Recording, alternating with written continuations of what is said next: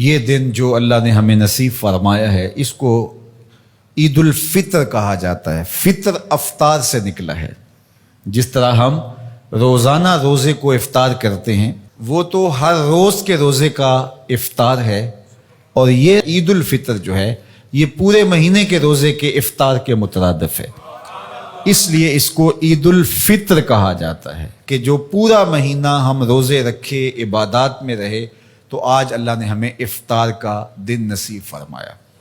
اور پورے مہینے میں اللہ جو ہمارے اوپر نعمت نازل فرماتا ہے، عید الفطر جو ہے وہ اللہ سے ان محنتوں کا ثمرہ لینے، عیدی لینے کا دن ہے۔ تو اس لیے اس دن کو لہو و لعب میں گزارنا نہیں چاہیے۔ یہ بازاروں کے لیے عید نہیں ہے، یہ عید آوارگی کے لیے نہیں ہے، یہ عید اس لیے نہیں ہے کہ جو ہم نے پابندیاں پورے مہینے میں جو رکھیں تو ان ساری پابندیوں کو اب توڑ دیں۔ وہ سیکھنے کا موقع تھا، اب اس پر عمل پیرا ہونے کا موقع ہے۔ ہمارے رب نے ہماری آزمائش کی، ہماری پرکھ کی کہ میرے بندے ایک مہینہ رکنے کے بعد اب کیا ان کا مزاج پیدا ہوا ہے کہ وہ واقعہ ہی میرے احکام پہ عمل پیرا ہو جائیں۔ میں نے کہا کھانا نہیں ہے تو مرغن غذا موجود تھی، پاکیزہ طاہر غذا موجود تھی، انہوں نے نہیں کھایا۔ میں نے کہا پینا نہیں ہے، انہوں نے ٹھنڈا میٹھا مشروب دستیاب ہونے کے باوجود چاہے آب زمزم بھی ہو تو انہوں نے ایک گھونٹ نہیں لیا، میرے حکم کی تعمیل کی۔ تو ایک مہینے تک میں نے حلال کاموں سے بھی ان کو روک کے رکھا، تو میں دیکھنا چاہتا ہوں کہ اب میرے کہنے پہ حرام سے رکتے ہیں یا نہیں رکتے ہیں۔ تو اللہ چاہتا ہے کہ یہ میرے بندے اب اس عمل کو اپنے اوپر یوں ہی طاری کر دیں، لیکن اگر ہم نہیں کرتے، جہاں تھے پھر وہیں کھڑے ہو گئے، تو اللہ تعالیٰ نے فرمایا کہ اس عورت کی طرح نہ ہو جانا جو اپنے سارے دن کا کاتا ہوا سوت شام کو ٹکڑے ٹکڑے کر دیتی ہے۔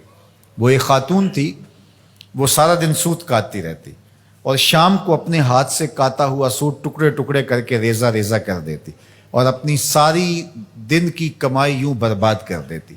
تو فرمایا کہیں تم بھی ایسے نہ ہو جانا کہ اپنی ساری محنتوں کو جب پھل ملنے کا وقت آئے، جب صلہ ملنے کا وقت آئے، تو اس وقت تم ترک کر دو اور تم پھر اس عورت کی طرح ریزہ ریزہ کر دو۔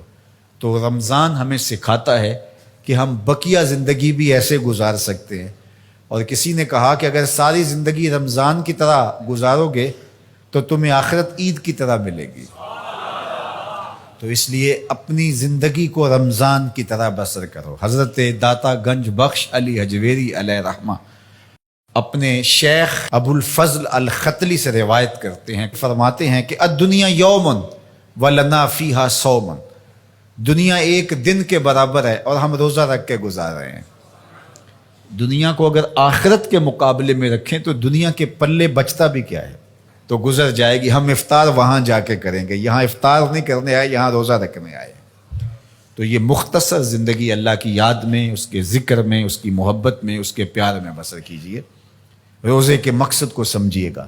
یہ نہیں ہے کہ رمضان المبارک گزر گیا تو اب ہم اپنی پرانی روٹین پہ آ جائیں گے، نہیں، بلکہ ہماری اب روٹین بہتر ہو جانی چاہیے، اور ہم نے ایک مہینہ مشق کر لی تو ہمارے لیے اب عمل کرنا آسان ہوگا۔ ہم نے ایک مہینہ تجربہ کیا، ہم حلال سے بھی رک سکتے ہیں اگر اللہ چاہے اور اللہ کی مرضی ہو تو ہم اللہ سے توفیق مانگے، مالک تیرے کرم سے ہم حلال سے بھی رک گئے تو توفیق دینا ہم حرام سے بھی رکیں۔ تو یہ ہے روزے کا فلسفہ، روزے کی برکت۔ اب یہ یوم الفطر جو ہے یہ افطار کا دن ہے، یہ شکرانے کا دن ہے، یہ اللہ کی بڑائی بولنے کا دن ہے، اور غرباء کو، مساکین کو، اپنے ہمسایوں کو، عزیزوں کو جو مالی طور پہ مستحکم نہیں ہیں، ان کو عید کی خوشیوں میں شامل کرنے کا دن ہے۔